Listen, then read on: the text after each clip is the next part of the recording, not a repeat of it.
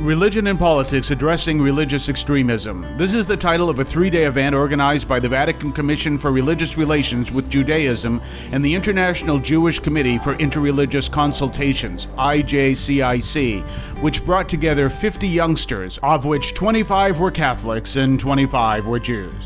This is now the fourth conference that is exclusively for young people since it began in 2008 in Budapest, Hungary, with just 10 people. This year, the conference was held in Jerusalem for the first time. Yes, Jewish Catholic Dialogue will need young people, fresh people, and otherwise the Jewish Catholic Dialogue cannot go ahead. So we decided, our Jewish partner and we, to organize this Emerging Leadership Conference. The goal of this is twofold. One is, of course, we celebrate Nostra Aetate. We celebrate the amazing changes that have taken place in relations between Jews and the Catholic Church. But we also recognize that these changes, to have a future, have to be passed on to a new generation. Participants are coming from all over the world and have different stories. There is a medical student from Germany, a teacher of Nazareth, a friar of the Custody of the Holy Land, and a future rabbi.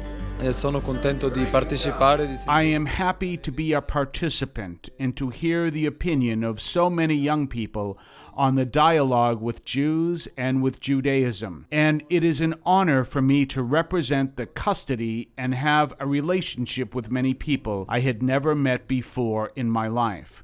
For me, this is also important, how to discover one's own faith and how to pass it on through sincere dialogue. I'm here on behalf of the Schechter Institute. I'm studying to become a rabbi and focusing on interreligious dialogue. I do see it as a halachic obligation in the direction of building peace in this land.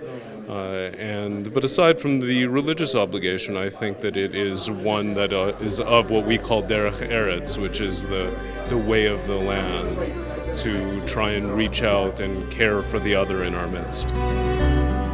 Over the 3 days, the youth participated in various conferences and workshops, in addition to visiting the places that are holiest and dearest to both faiths. All seem to be witnesses of the fact that between the lines, unity is not just a duty or a formal effort, but the result of a friendship that is possible.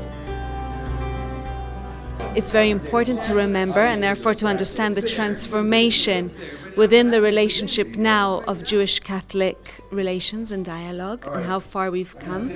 At the same time, for me, as an Israeli living in Israel, where Catholics are a minority in Israel, I feel that there is a responsibility that Jews as a majority in Israel need to take for the well-being of Christians and of Catholics. It's very important to highlight that suffering as well, to give space to it, to recognize it, to be aware of it, and to see how we can work for the well-being of one another.